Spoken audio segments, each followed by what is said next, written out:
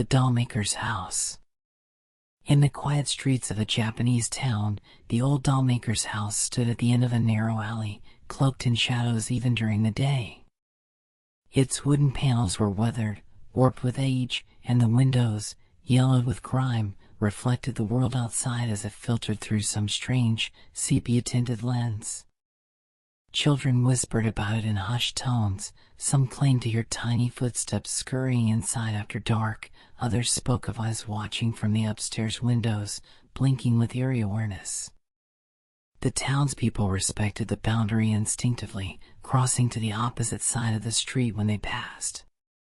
Yet curiosity, that sharp-edged temptation, gnawed at the hearts of those who dared peek at the garden, where porcelain faces gleamed from every corner, their eyes impossibly lifelike. It was late summer when Aiko, a young girl of 9, first noticed the dolls. She had wandered too far while chasing fireflies, drawn by the warm, flickering lights spilling through the dusty windows. Inside, the workshop was a labyrinth of shelves stacked with dolls in various states of creation. Their porcelain faces glowed in the lamplight, eyes seemingly tracking her movements. Aiko felt the prickle of fear crawl along her spine, yet fascination rooted her to the spot. Each doll seemed perfect, yet subtly wrong, the tilt of a head, the unnatural gleam in an eye, the way tiny hands seemed to twitch when unobserved. The dollmaker himself appeared from a shadowed corner, a stooped man with thin, skeletal hands and hair the color of silver mist. His voice was soft, almost melodic, when he spoke, yet carried an unsettling undertone. "Ah, little visitor, curious, aren't we? Come closer, you'll see the beauty of creation." Aiko's heart pounded, but she took a tentative step forward. The air smelled faintly of varnish and something sweeter, almost like the scent of sugar and cold porcelain. Dolls lined every surface, some small enough to fit in her hands, others life-sized, standing with stiff perfection. It was impossible not to feel the weight of their gaze, as if they were assessing her, reading her thoughts with silent patience. He gestured to a newly finished doll, one seated on a stool at the center of the workshop. Its features were remarkably familiar: dark eyes, a faint smile, a tilt of the head that reminded Aiko of herself. "Each doll carries a soul," the dollmaker whispered, "a fragment captured, preserved, waiting, always waiting." A shiver ran down her spine. Something about the words felt like a warning, yet their meaning was obscured, wrapped in the odd calm of his presence. He moved closer to another shelf, selecting a delicate hand-painted figure, and placed it beside the first. "When one departs from this world," he murmured, "the doll remembers. And sometimes, the doll takes its place." Aiko's mind raced. Tales of missing children flitted through her memory, stories murmured among the townsfolk, children who vanished without trace, only for rumors to speak of a new doll appearing in the workshop, eerily lifelike. Her instinct screamed to flee, yet her feet remained rooted.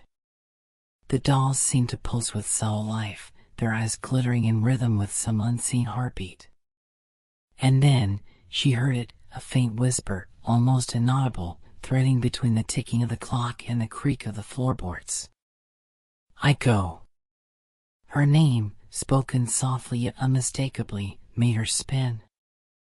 The workshop seemed unchanged, yet a sense of presence pressed in from all sides, a feeling that the dolls were aware of her every thought, every movement. The dollmaker's gaze remained fixed, unblinking, as he murmured, "Stay a while, child. Watch, learn, perhaps you will understand what it truly means to live among us." The door behind her closed silently, and a deep, almost imperceptible click echoed through the room. Aiko's heart raced. The decision was no longer hers alone. The dolls waited, patient and watchful, and the house seemed to hum with expectation. Aiko's breath came in shallow bursts, each exhale stirring the stagnant air of the workshop. She glanced at the dolls, their faces frozen in expressions both delicate and unnervingly precise, and a creeping thought gnawed at her. What if the tales were true? What if the missing children had not merely vanished, but were here, somehow, transformed? Her gaze fell upon a small group of dolls near the far wall. One sat on a chair, its head tilted exactly like a child she had once played with at school. The resemblance was uncanny, almost cruelly specific. She stumbled backward, bumping into a shelf stacked with unfinished figures. A porcelain hand scraped the floor with a faint, chilling sound, like fingernails against stone. The dollmaker watched silently, his skeletal fingers twisting a small brush, dipping it in paint with methodical precision. "Do not be afraid," he murmured, yet the words sounded more like an incantation than reassurance. "They are waiting, as you are." The line between observer and participant is thin. A single choice can shift you from one state to the other, forever. His eyes glimmered in the lamplight, reflecting a depth of patience that made Aiko shiver. Shadows stretched and contracted across the room, as if the dolls themselves breathed with the rhythm of the house. The whispering began again, soft at first, almost imperceptible, then growing steadily. "Aiko, look, come closer, join us." Compelled by a mixture of fear and morbid curiosity, Aiko moved toward the center of the room. Each step echoed with an unnerving clarity, and with every footfall, the dolls seemed to turn subtly, their eyes following her movement. One large doll, seated on a wooden stool, extended a hand ever so slightly, as though inviting her to touch it. Her fingers trembled as she reached forward, and the moment her skin brushed the cold porcelain, a shiver coursed through her body.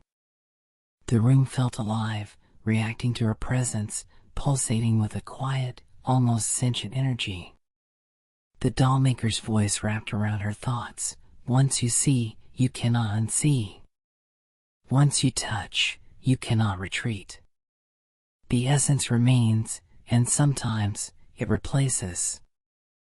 Aiko's mind whirled with questions, the words resonating with an uncomfortable familiarity. She remembered the stories, children who had vanished and the town noticing a new doll that appeared shortly afterward, eerily lifelike, with eyes that seemed to hold memories.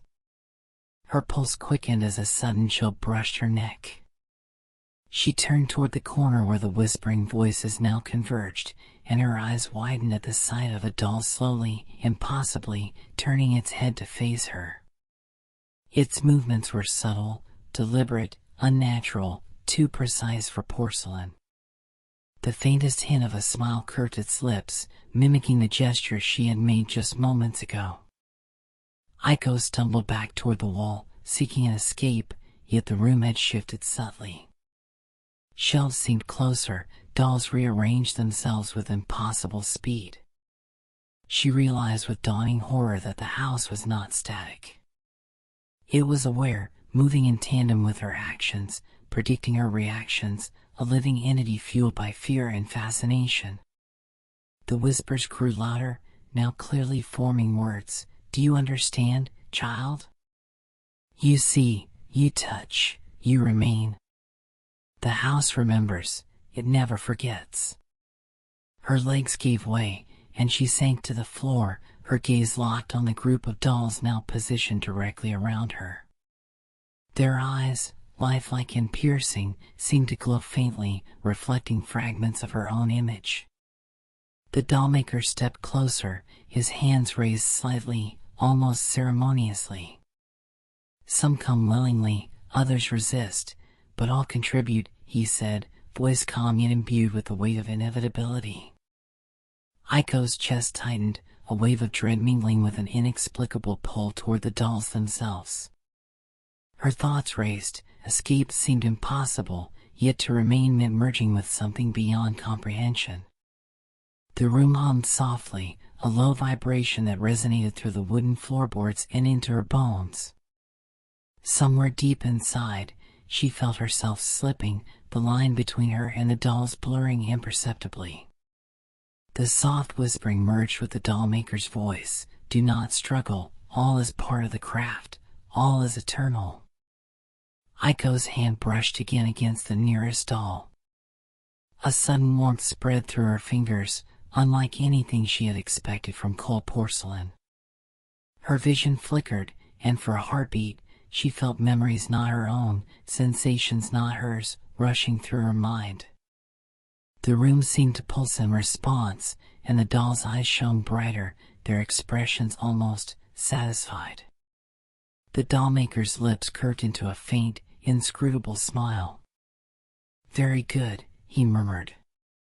Now, you begin to understand.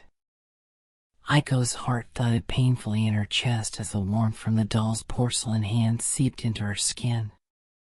The sensation was unnatural, almost alive, as though the doll itself was breathing beneath her touch. She tried to pull back, but her fingers adhered stubbornly, a subtle, magnetic resistance that sent a shiver racing down her spine. Around her, the other dolls seemed to shift imperceptibly, their movements synchronized with her own hesitation, as if mirroring her fear. The whispering voices grew louder, overlapping with the low creak of the floorboards, forming a chorus of soft insistence. Do not resist, come closer, join us. The dollmaker's eyes gleamed with satisfaction as he circled her slowly, his skeletal fingers gesturing toward the larger dolls in the room. Each one carries a story, he murmured, voice soft yet unwavering. Every child who comes here leaves a piece behind, a memory, a heartbeat, a fragment of essence. And in return, the house offers permanence.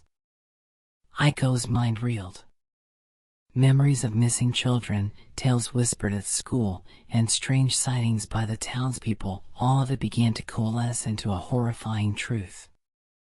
The dolls were not merely creations, they were vessels, containers of lives that had once been human. Aiko stumbled backward toward a shadowed corner, desperate to distance herself, but the doll's eyes followed her relentlessly. One life-size figure stepped forward with a mechanical precision that made her stomach churn. Its face, hauntingly familiar, mirrored her own movements as she recoiled. A gust of wind whispered through the slightly open window, carrying the faint scent of varnish and cold, metallic porcelain. The doll's collective presence seemed to thicken the air, a tangible force pressing against her chest. The whispers transformed into almost comprehensible words. You see, you touch, you remember, you belong. The dollmaker crouched near a cluster of small, half-finished dolls, his hands deftly adjusting their expressions. Do you feel it, child? He asked softly, voice a gentle caress of danger. The connection? Once touched, it cannot be severed. You are observed, mirrored, remembered, a fragment here, a shadow there. His gaze held hers with an unnerving patience. She felt the weight of inevitability pressing down, and for the first time, Aiko realized that fleeing might not be possible. The house itself seemed to anticipate her every thought, every movement. The dolls shifted, subtly, impossibly, forming an encroaching circle around her. Panic bubbled within her, yet fascination clung like a second skin. Aiko's eyes fell upon a small mirror propped against a shelf. Her reflection flickered and wavered, distorted, yet not entirely her own. In the shifting glass, she saw fragments of other faces, children she recognized from whispered stories of disappearance, their eyes wide, mouths frozen in silent screams. Each blink revealed a new detail, a subtle twitch, a hand raised, a tilt of the head, as if these spirits were trapped in a liminal space between life and the doll's cold permanence. Her pulse quickened, every heartbeat a drum of fear that matched the soft, insistent hum of the house. The dollmaker rose slowly, carrying a freshly painted doll with features startlingly similar to Aiko's own. Do you see? He murmured, placing it on the central stool. Every visitor leaves a mark. Every essence is captured. Sometimes, the doll takes more than a memory. Sometimes, it takes the soul. The room seemed to darken subtly, the shadows elongating, creeping along the walls like fingers.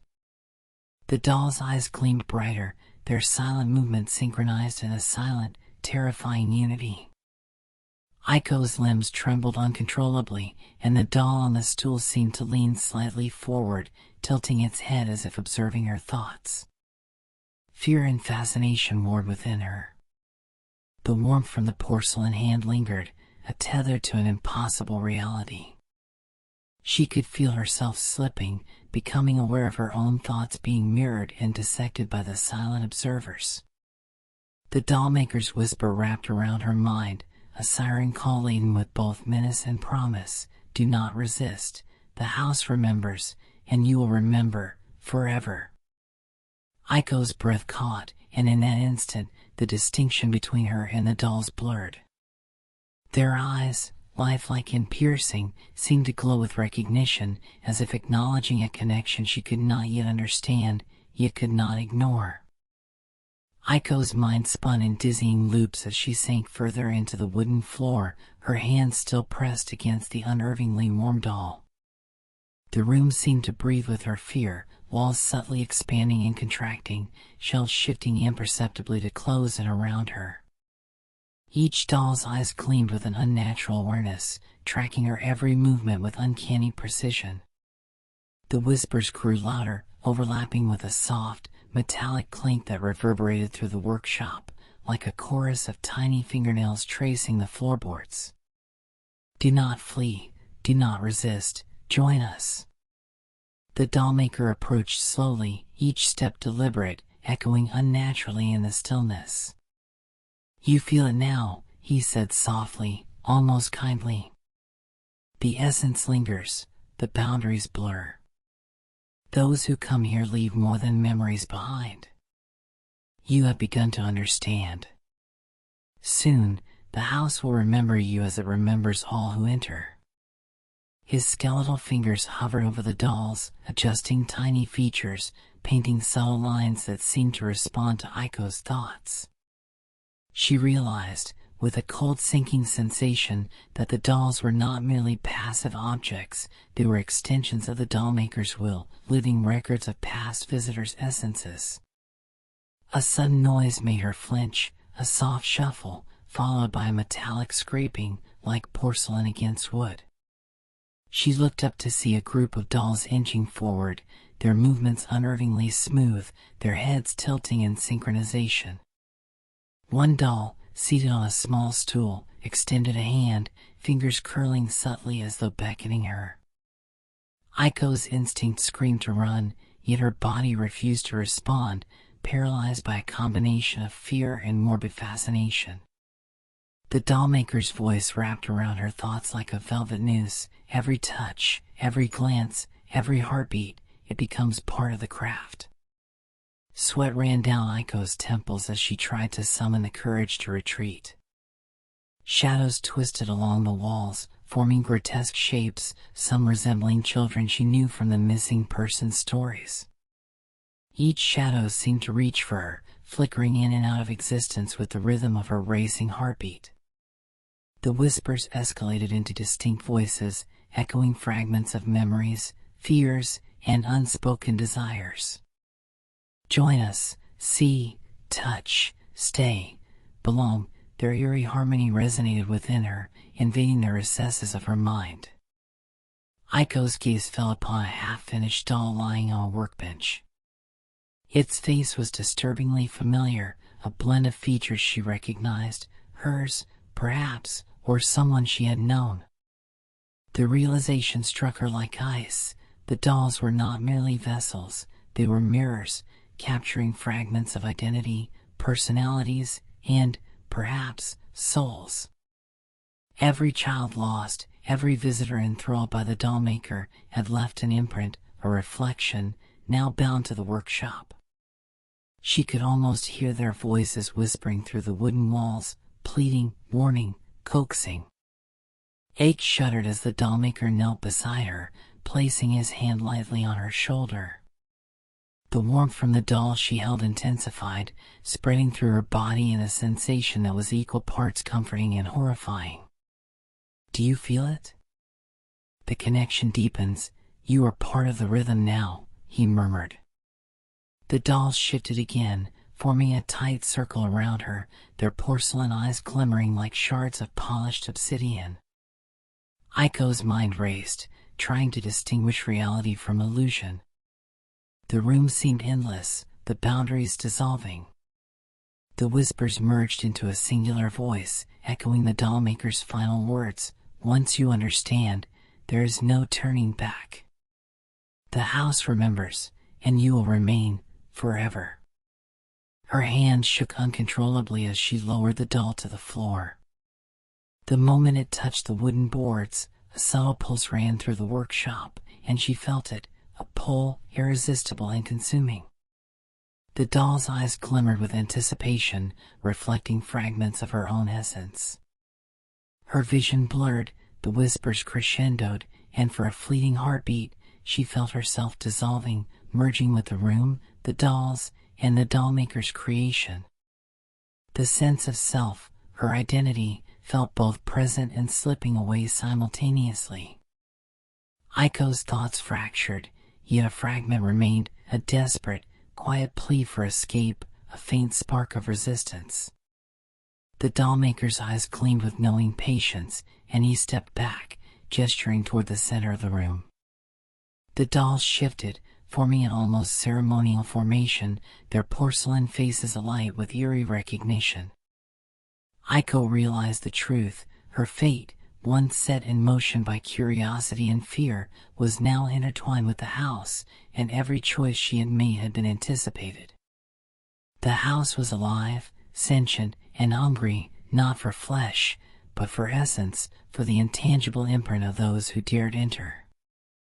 Aiko felt the room pulse with a heartbeat not her own, a slow, deliberate rhythm that echoed in her chest. The dolls closed the circle around her, their porcelain eyes glowing faintly in the dim, flickering light. Every movement she made was mirrored by half-formed figures, small replicas with subtle differences, all eerily familiar. The Dollmaker watched silently, a subtle, knowing smile tracing his lips, as if every shift in her body and mind had been anticipated for years.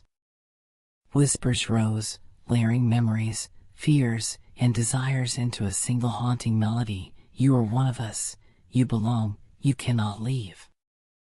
Her hands hovered over a large doll on the workbench, and when they touched its polished surface, warmth surged through her, a sensation both comforting and terrifying.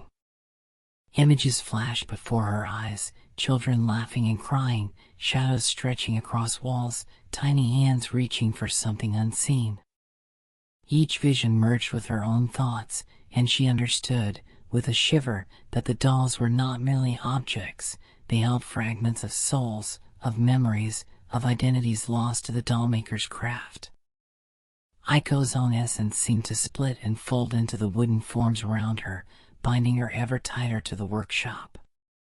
The Dollmaker's voice cut softly through the hum of whispers. Embrace the house. Leave nothing behind. Become part of the rhythm. The dolls shifted imperceptibly, tilting their heads, forming an almost ceremonial formation around her.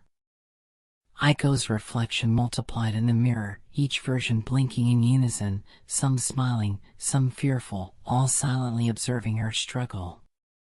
For a fleeting moment, panic surged through her, yet she could not flee. The house had claimed her attention, her essence, her very self. The warmth of the large doll spread further, and a strange clarity emerged. She sensed a connection with every fragment stored in the workshop, the lives, fears, and memories captured in porcelain and paint. Aiko's voice whispered to herself, almost lost among the others, I am still me, somehow, yet, the truth was undeniable, she had crossed a threshold. She existed simultaneously within herself and as a part of the house, bound to the dolls, to the Dollmaker, and to the eternal rhythm of the workshop. A faint creak echoed from the door. Footsteps, light and tentative, approached from the corridor. Another visitor, another soul, would soon enter, and the cycle would continue. Aiko, now both observer and participant, felt a strange calm amid the terror. She had become part of the house's endless memory, aware, yet suspended between presence and absence. The doll's collective gaze held her in quiet acknowledgement.